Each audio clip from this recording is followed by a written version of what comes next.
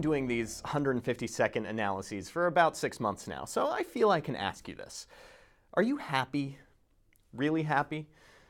Well, it turns out it probably doesn't matter. Plenty of observational data has suggested that higher levels of happiness are associated with greater longevity. This feels right in some sense, but this data doesn't come from randomized trials. I'm not really sure how you'd randomize someone to be more happy anyway. Maybe something with puppies. The issue is that sicker people probably don't feel as happy, so unless you account for that, how can you really say that happiness leads to longer life? Researchers attempting to tackle this issue decided to go big, really big. They examined around 700,000 women who participated in the Million Women study in the United Kingdom. These women, who were all aged 50 to 69, were asked simply how often they felt happy. Never, rarely, sometimes, usually, or most of the time.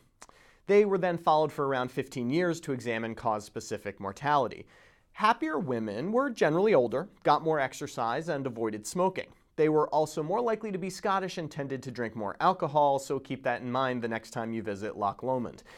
As you might expect, lower levels of self-reported happiness were associated with higher mortality. Women who were happy most of the time had a mortality rate of around 4% in follow-up, compared to 5% among women who were generally unhappy. This difference disappeared, though, when the authors adjusted for self-rated health. The conclusion? Happiness doesn't matter. But here's the thing. Self-rated health is subjective, just like happiness is. When the researchers adjusted for objective health issues, depression, anxiety, hypertension, diabetes, being unhappy still led to an increased risk of death. Let's also remember that being unhappy may lead to certain unhealthy behaviors, like smoking cigarettes.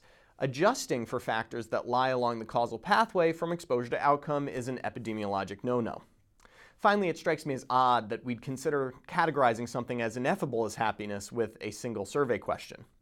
So what I take from the study is the following. Feeling unhappy is a real risk factor for mortality.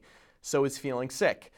But I'm not ready to conclude that happiness is just a bystander, exerting no real effect on outcomes. We won't know for sure without that puppy-based clinical trial, but until then, I'll just leave you with the words of a wise woman who died before her time.